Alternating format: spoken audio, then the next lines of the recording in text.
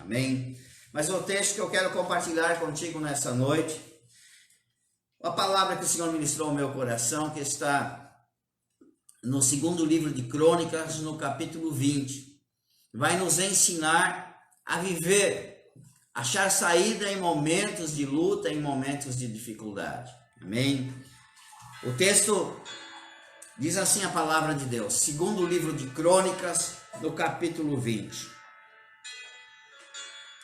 A vitória de Josafá sobre Moabe e Amon. Depois disso, os filhos de Moabe e os filhos de Amon, com alguns dos meunitas, vieram a peleja contra Josafá. Então vieram alguns que avisaram a Josafá, dizendo: grande multidão vem contra ti, da além do mar e da Síria, e eis que já estão em Azazão Tamar, que é em Engedi. Então Josafá, o rei, teve medo e se pôs a buscar o Senhor, e apregoou o jejum em todo o Judá, e se congregou para pedir socorro ao Senhor. Também de todas as cidades de Judá veio gente para buscar ao Senhor. Pôs-se Josafá em pé na congregação de Judá e de Jerusalém na casa do Senhor, diante do pátio novo, e disse: Senhor Deus, Deus de nossos pais, porventura não és tu Deus do céu? Não és tu que dominas sobre todos os reinos e povos? E na tua mão está a força e o poder, e não há quem te possa resistir. Eu quero dividir essa palavra contigo nessa noite, ao teu coração. Conta a história de um rei. E esse rei era um homem íntegro, justo, reto, fiel a Deus. Conta a história de que quando esse rei assumiu o seu reinado em Jerusalém, ele colocou ordem, ele passou em todas as cidades, constituiu juízes, e sobre esses juízes ordenou que fizessem justiça com retidão. Também ele restabeleceu a ordem no culto, no templo. Então ele era um homem que temia a Deus. E mais do que isso, ele temia a Deus e ele dava exemplo. Lembrando que a história dos reis contam reis bons e maus. Conta as pessoas íntegras e não íntegras. E ele fez parte dessas pessoas que eram retos diante de Deus, fiel com Deus, buscava a Deus e andava em retidão diante do seu povo e diante de Deus. Mas isso não nos tira que estamos isentos de lutas e dificuldades. E conta, o texto vem trazendo aqui que pessoas que eram amigos ou até parentes se juntaram, porque está falando aqui de tribos. Moabe e Amon eram parentes da descendência de Abraão, da descendência do povo hebreu. Parentes, não eram estranhos. E eram pessoas que nunca o povo de Deus teve nenhuma relação com eles de maldade. O povo nunca fez maldade, mas eles se juntaram para fazer maldade ao rei Josafá. E a atitude dele, do rei, quando se viu aquelas multidões se juntarem e cercarem a cidade de Jerusalém. Então, a primeira atitude que o rei teve, ele disse que ele teve medo. É normal do ser humano. É normal você que está passando por uma luta, por uma dificuldade, um problema em casa, problema de saúde, problema financeiro. Quem sabe no meio dessa pandemia a sua empresa esteja fechada, ou você esteja com risco de perder o emprego, ou já perdeu. Então, é normal do ser humano ter medo. Então diz aqui no verso 3 que Josafá teve medo, e o que esse medo fez? Ele se propôs a buscar ao Senhor. E ele diz aqui, não só buscar ao Senhor, mas pedir socorro ao Senhor. Tem certas situações que nós temos que clamar o socorro de Deus. Nós precisamos de um milagre. Você já passou por uma luta? Você já passou por uma situação aonde só a mão de Deus poderia intervir? Você já passou por isso? Eu já passei. Muitas vezes na vida. E ele então diz que buscou ao Senhor porque teve medo. A reação do medo é normal no ser humano. E ele foi diante de Deus e ele pediu socorro ao Senhor. Em muitas situações da nossa vida nós não temos para onde apelar. Nós não temos nenhuma saída. Nós não temos, olhamos para um lado, para o outro, para o parente, para um amigo, não tem. Ninguém pode te resolver. Nem o médico, nem o gerente do banco, nem o advogado, nem o juiz, ninguém, é só o Senhor. Então eu quero dizer que quando você estiver cercado, que não tiver saída, o Senhor é a tua saída. O salmista fala no Salmo 121, eu olho para os montes, de onde me virá o socorro? Vem do monte? Não. Olhe mais para cima um pouco. Vem do Senhor que fez o céu e a terra. Então ele buscou ao Senhor. E aqui ele diz aqui no verso 6. E ele diz assim: ah, Senhor nosso Deus, não és tu Deus no céu? E não és tu que dominas sobre todos os povos e reinos da terra? Presta atenção. O rei reconheceu que Deus dominava no céu e que dominava também aqui na terra. Sabe, deixa eu falar algo muito importante para você. Nós sempre falamos que o nosso Senhor Jesus, Filho de Deus, veio aqui na terra para trazer a salvação. E isso é verdadeiro. Mas também tem algo muito importante que Jesus veio fazer para nós aqui. Ele veio anunciar aqui na terra o reino de Deus. Ele veio trazer o reino de Deus aqui para nós, aqui na terra. Porque enquanto nós vivemos aqui, nós temos um Deus que quando nós clamamos a Ele, quando nós buscamos Ele, quando nós pedimos socorro ao Senhor, Ele é um Deus que ouve as nossas orações. É isso. Então, ele reconheceu que Deus tinha poder no céu e na terra. Se você orar imaginando que Deus é um Deus que está somente no céu, quando Jesus fez a oração, nos ensinou a fazer a oração do Pai Nosso, ele fala: venha o teu reino, venha o teu reino. Nós estamos aqui porque Jesus veio como Filho de Deus e Ele nos trouxe o reino dele. E ele diz aqui, e ele reconheceu que tinha todo o poder. E no verso 7 ele diz assim, que o Senhor deu por herança aquela terra. Ó, nós estamos aqui porque o Senhor nos deu por herança. Ele diz aqui: não lançaste fora os moradores dessa terra e não deste para sempre. Tudo que vem de Deus é eterno. Não deste para sempre a posteridade de Abraão, seu amigo. Se nós estamos aqui é porque o Senhor nos deu por herança. Eles estavam em um local onde foi doado por Deus. Deus deu por herança. Então como pode vir alguém querer tirar? Eu quero dizer para você, a tua família é herança do Senhor, o teu casamento é herança do Senhor. Aquilo que Deus te deu, ninguém pode tirar, porque foi Deus que deu. Assim como esse rei foi clamar diante de Deus, escuta, agora estão querendo nos tirar aquilo que Deus nos deu, ninguém pode tirar. Aquilo que Deus te concedeu, a tua família, o teu trabalho, a não ser que Deus substitua por algo melhor, ninguém pode tirar, o inimigo não pode tocar.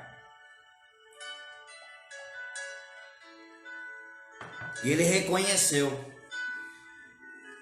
E ele, aqui no verso 11, diz assim: eis o que nos dão de pago. Nós fizemos o bem para eles, agora eles nos recompensam com o mal, querendo nos destruir.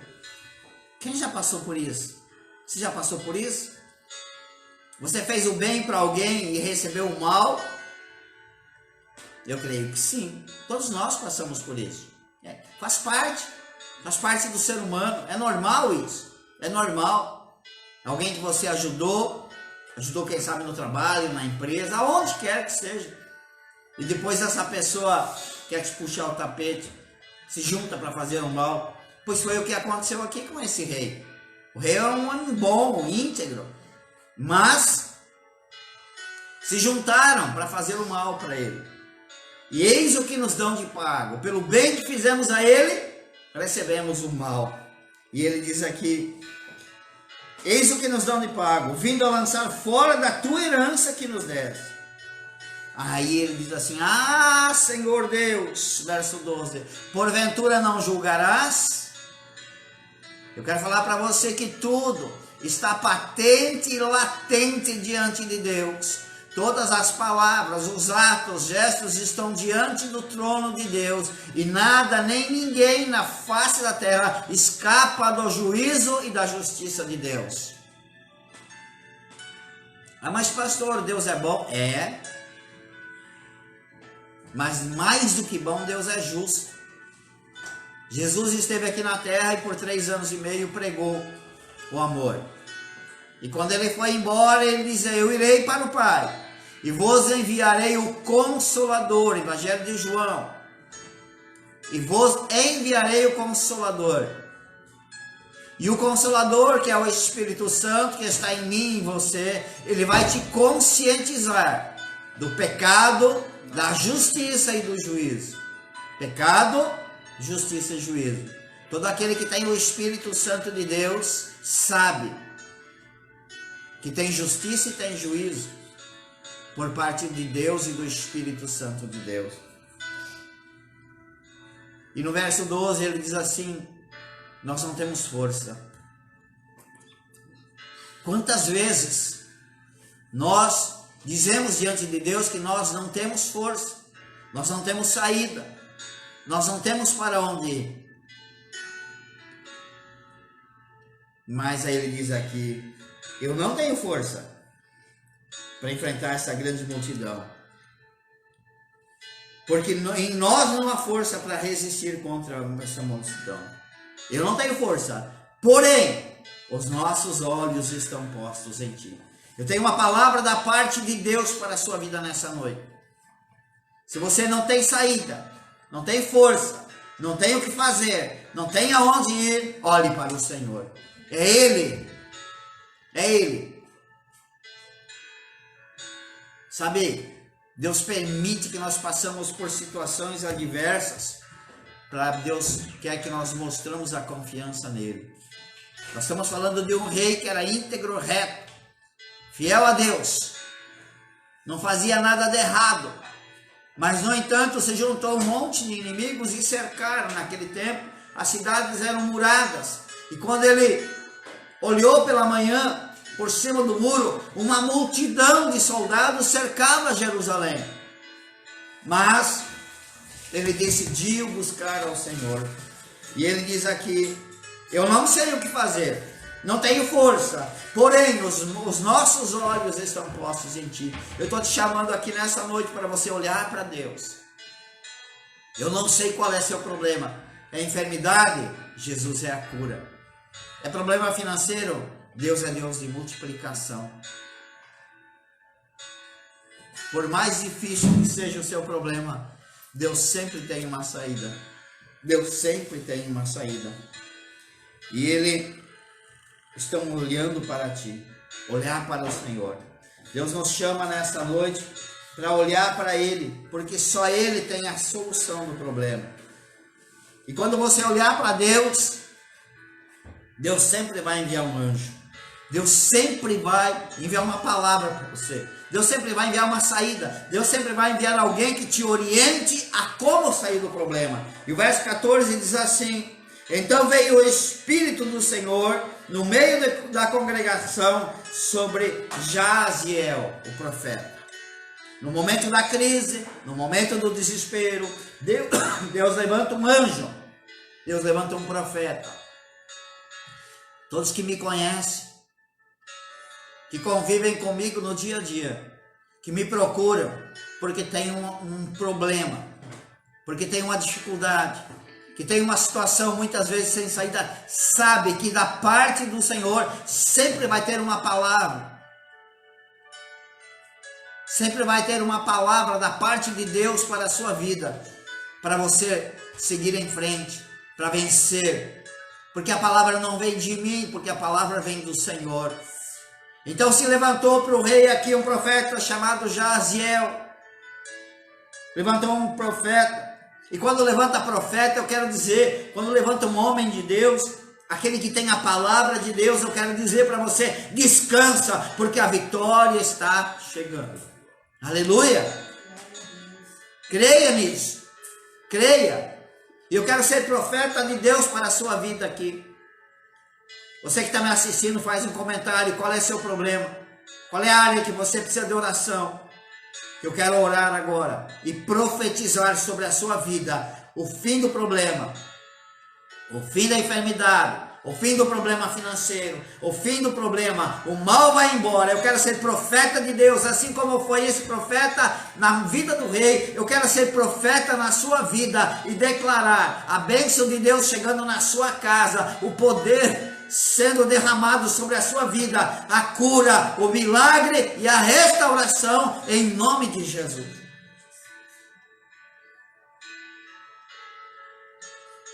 Então veio o profeta no Espírito do Senhor, veio o profeta e falou. Quando o profeta fala, a primeira coisa que ele diz aqui, não temas, ô Espírito de Deus.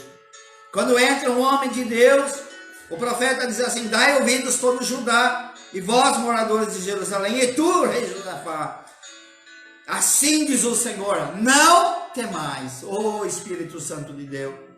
Quando o homem de Deus entra na sua vida, e é o homem que tem a palavra, não é profeta de Baal, não, aquele que é verdadeiramente profeta do Senhor, o teu problema encerra. Jaziel, esse profeta, chegou diante do rei e o povo que estava reunido. Não temais, e nem vos assusteis. Ei, eu quero ser profeta do Senhor na sua vida, não temas. Não te assuste, eu não sei qual é o tamanho do seu problema. O Senhor está entrando hoje com cura, com milagre, com multiplicação, com restauração na sua casa, na sua vida, no seu casamento. Eu profetizo restauração em nome de Jesus. Porque quando o profeta entra, presta atenção no texto aqui, presta atenção. Quando o profeta de Deus entra, aí ele diz assim, não temas essa multidão de problemas, pois esta peleja não é sua, a peleja é de Deus. Oh, Espírito Santo de Deus. Quando Deus entra na tua questão, o problema não é mais seu. Sabe? O Salmo 70 diz assim, que quando você busca o Senhor, você já pode comemorar. A vitória está garantida. Você está me entendendo? Buscou ao Senhor, venceu. Está garantida. E aí no 17 ele diz assim, não temais, e nem vos assusteis. Amanhã sai um encontro, porque o Senhor vai convosco. Nesta peleja, não tereis que pelejar. Quando Deus entra, a peleja não é mais sua, mas você tem que tomar posição. Olha o que ele diz aqui. Nesta peleja não tereis que pelejar, somente tomai posição. Ei, você tem que enfrentar o gigante. Qual é o teu gigante? Qual que é o teu gigante? Qual é o gigante que te afronta? Qual é o gigante que tem medo?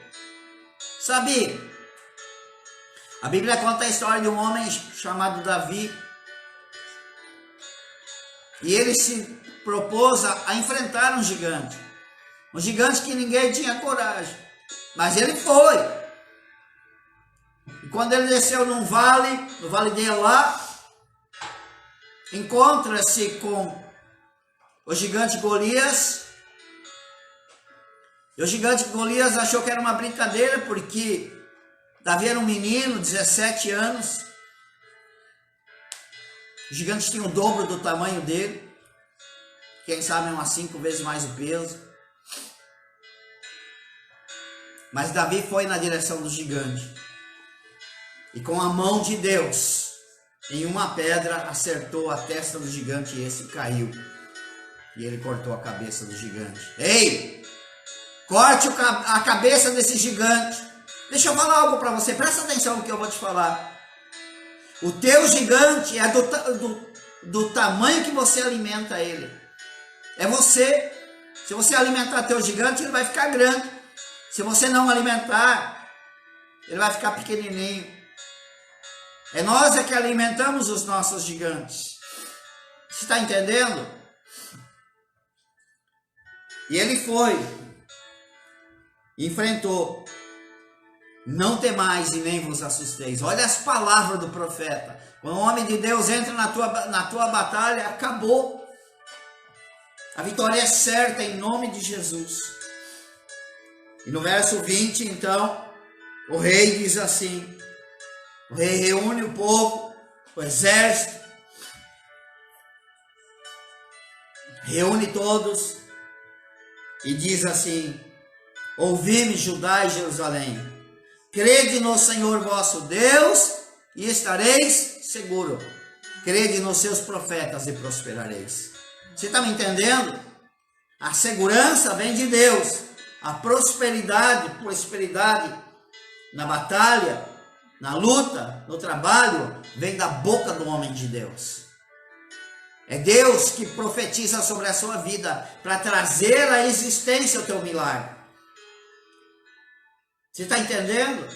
Deus ouve o homem de Deus, honra o profeta, e através dos meus lábios, a tua vida pode ser modificada no dia de hoje, mas você precisa crer.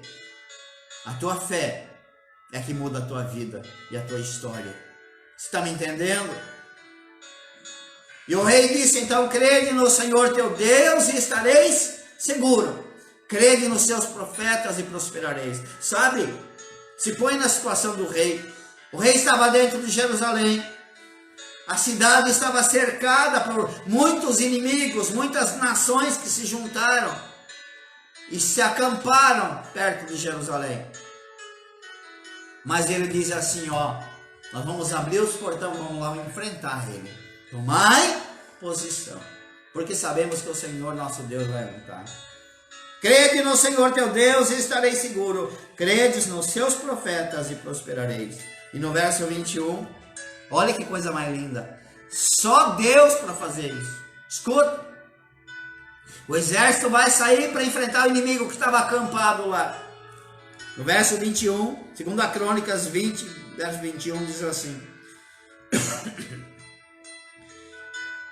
e saiu, aconselhou-se com o povo e ordenou os cantores para que o Senhor, que, vestido de ornamentos sagrados e marchando à frente do exército. Qual é o exército que bota os cantores na frente? Qual é o exército que bota a equipe de louvor vestida com traje de louvor e bota na frente do exército para enfrentar o inimigo? É só quem serve a Deus que tem coragem disso. Sabe por quê? Porque o louvor é que te dá a vitória, aleluia. Então, verso 21 diz assim: ordenou que os cantores fossem marchando à frente do exército e louvassem a Deus, dizendo: rendei graças ao Senhor, porque a sua misericórdia dura para sempre. E tendo eles, verso 22, e tendo eles, presta atenção, começado a cantar e dar louvores, o Senhor pôs emboscadas contra os filhos de Amon e Moabe, e os de Monte Seir vieram contra Judá e foram desbaratados. Presta atenção que eu vou falar uma coisa. Os inimigos se destruíram entre eles mesmos. Você está me ouvindo? Eles estavam todos acampados perto de Jerusalém. Acampados. E o que aconteceu? os que estavam lá no Monte Seir, viram aquele povo lá no vale, viram o povo cantar lá no vale, viram o povo, e aí eles desceram e destruíram os inimigos de Israel. Sabe, quando você crê no Senhor, quando você serve ao Senhor, quando você sabe que Deus está contigo, você não tem medo de nada. O exército foi, enfrentou os inimigos, e Deus preparou a armadilha para eles mesmos se destruir entre eles. Verso 22. E o verso 23 diz assim: então os filhos de Amon e de Moabe levantaram contra os moradores de Seir, para os destruir e exterminar. E tendo eles dado cabo dos moradores de Seir, ajudaram uns aos outros a se destruir. E então, verso 24 diz assim: e tendo Judá chegado ao alto, que olha para o deserto, procurou ver a multidão, e eis que eram corpos mortos, que jaziam sobre a terra, sem nenhum sobrevivente. Sabe, juntou um monte de inimigos e vieram para destruir o povo de Deus e o rei Josafá. O rei orou, o profeta disse: olha, vai lá em frente o inimigo, toma posição, mas você não vai lutar, você não vai puxar a espada com eles, eu, o Senhor, vou te dar a vitória.